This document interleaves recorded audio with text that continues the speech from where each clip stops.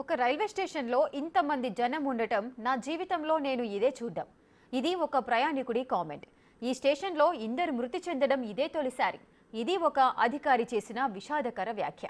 Delhi railway స్టేషన్లో జరిగిన తొక్కిసలాట సందర్భంగా చేసిన వ్యాఖ్యలు ఇలా ఉంటే అసలు ఈ దుర్ఘటన జరగడానికి గల కారణాలేంటి? అధికారులు ఏమంటున్నారు?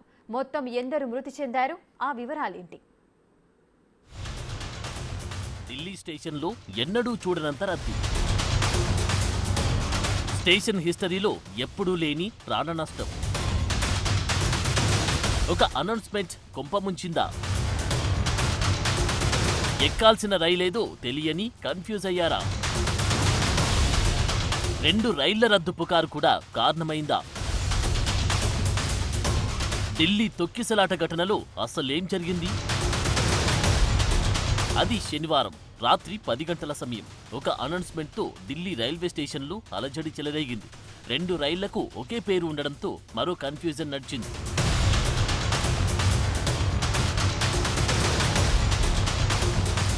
అప్పటికే 14వ నెంబర్ ప్లాట్ఫామ్ పై ప్రయాగ్రాజ్ ఎక్స్ప్రెస్, ఇంతలో స్పెషల్ ట్రైన్ 16వ నెంబర్ ప్లాట్ఫామ్ పైకి వస్తుందన్న ప్రకటన వినిపించడంతో రెట్టింపైన గందరగోళం. ఆ రైలే ఎక్కాలని భావించిన జనం అటువైపుగా వెళ్లగా ఒక్కసారిగా వందలాది మంది 16వ నెంబర్ ప్లాట్ఫామ్ వైపునకు పరుగులు పెట్టారు.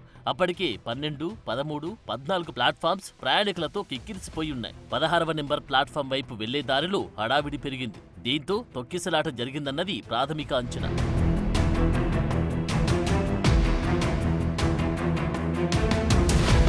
ప్రయాగ్రాజ్కి వెళ్లడానికి మొత్తం 4 రైళ్లు ఆ సమయంలో ఉండగా వాటిలో 3 ఆలస్యమయ్యాయి. దీంతో చాలా మంది 14వ నెంబర్ ప్లాట్ఫామ్ పైకి చేరారు. అటు ఇటు పరుగులతో కూడిన గందరగోళ పరిస్థితుల నడుమ జరగాల్సిన నష్టం జరిగిపోయింది. ఈ ఘటనలో మొత్తం 18 మంది మృతి చెందగా డజన్ల సంఖ్యలో గాయపడ్డారు. చనిపోయిన వారిలో 9 మంది మహిళలుండగా 5 చిన్నారులుండడం విషాదకరం.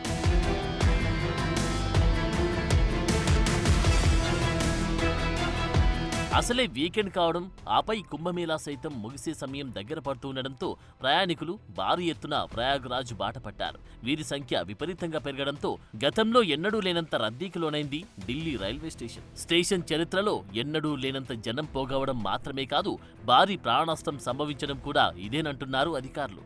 ఈ ఘటనలో గాయపడ్డ వారిని వెంటనే లోక్ నాయక్ జయప్రకాష్ నారాయణ్ హాస్పిటల్కి తరలించారు. ఆసుపత్రికి చేరే సమయానికి 15 మంది చనిపోగా ఆ తర్వాత మరో 3 మృతి చెందారు. గాయపడ్డ వారికి ప్రస్తుతం చికిత్స అందిస్తున్నారు.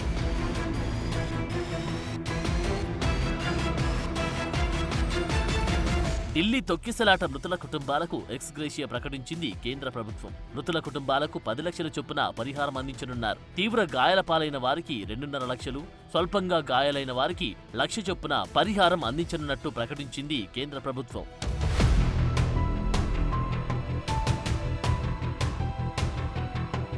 ప్లాట్ఫామ్ పై భారీ సంఖ్యలో ప్రయాణికులున్న వీడియోలు ప్రస్తుతం సోషల్ మీడియాలో వైరల్ గా మారాయి. గంటకు 1500 టికెట్లు జారీ చేయడంతో ప్రయాణికుల సంఖ్య భారీగా పెరిగిందని, సీట్లు దొరకవని ఆతృత కొద్దీ ట్రైన్లోకి ఎక్కేందుకు ప్రయాణికులు పోటీపడడంతో ఈ దుర్ఘటన జరిగిందని అంటున్నారు అధికారులు. ఎస్కలేటర్లపై రద్దీ కూడా ఒక కారణంగా తెలుస్తోంది.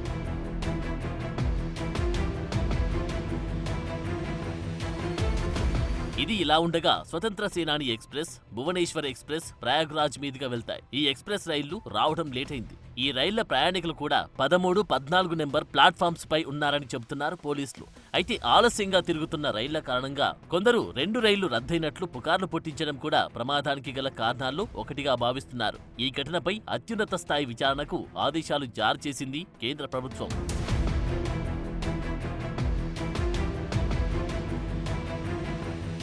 న్యూఢిల్లీ రైల్వే స్టేషన్లో జరిగిన తొక్కిసలాట ఘటనపై రాష్ట్రపతి, ప్రధాని సంతాపం వ్యక్తం చేశారు. తొక్కిసలాటలో ప్రాణనష్టం జరగడం బాధాకరమని రాష్ట్రపతి ముర్ము తన ఎక్స్ పోస్టులో విచారం వ్యక్తం చేశారు. కుటుంబ సభ్యులను కోల్పోయిన వారి గురించి తన ఆలోచనలంటూ ప్రధాని మోడీ పోస్ట్ చేశారు. కాంగ్రెస్ అగ్రనేత రాహుల్ గాంధీ సైతం ఈ దుర్ఘటనపై స్పందించారు. ఈ ఘటన రైల్వే వైఫల్యం, మోడీ ప్రభుత్వ అసమర్థతను ఎత్తిచూపుతున్నట్లు చెప్పారాయన. మహాకుంభమేళాకు ఇందరు భక్తులు వెళ్తున్నారని తెలిసినా రైల్వే స్టేషన్లో మెరుగైన ఏర్పాట్లు చేయకపోవడంపై మండిపడ్డారు ఎంపీ రాహుల్ గాంధీ.